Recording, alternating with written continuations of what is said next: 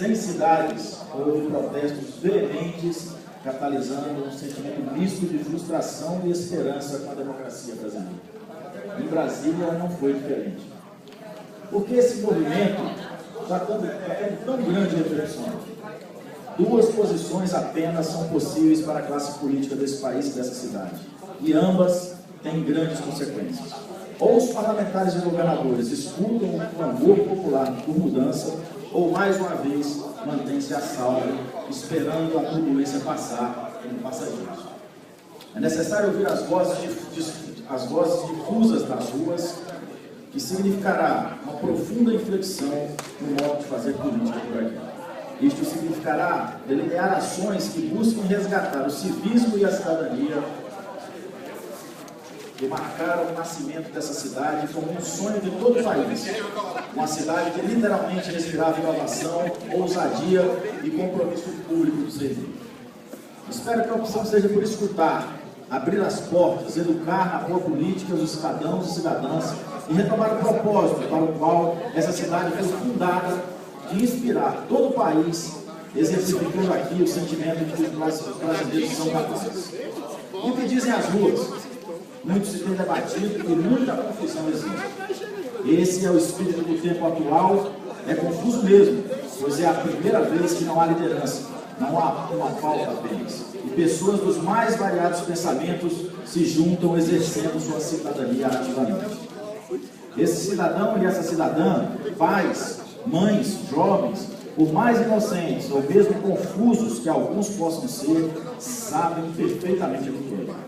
Querem um sistema político que os represente, serviços públicos de qualidade condizentes com o que pagam por impostos. Querem poder exercer a criatividade na vida privada e pública e, sobretudo, querem transparência e combate à impunidade e à corrupção que lhes corroem tantas possibilidades na vida.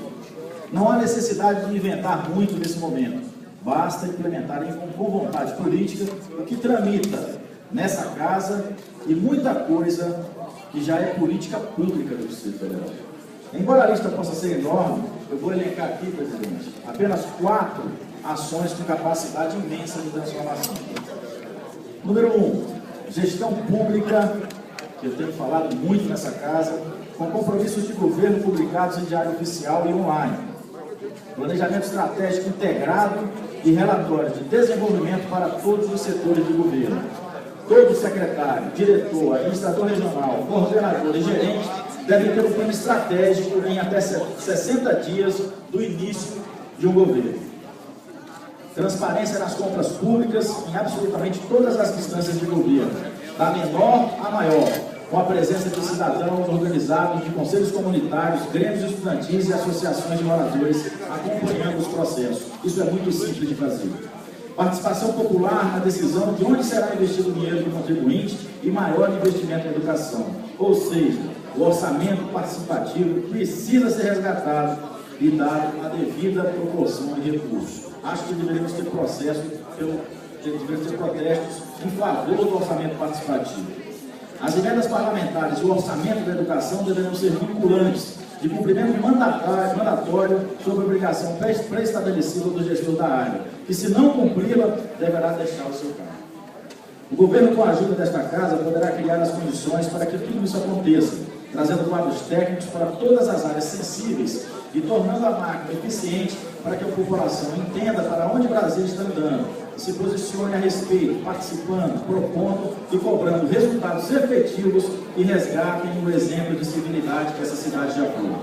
Tudo isso que citei como proposta ainda é pouco, muito pouco, mas se este pouco começar imediatamente a ser feito, serão os primeiros passos na caminhada para retornar Brasília ao lugar que perdeu por tantos desmandos passados da classe política.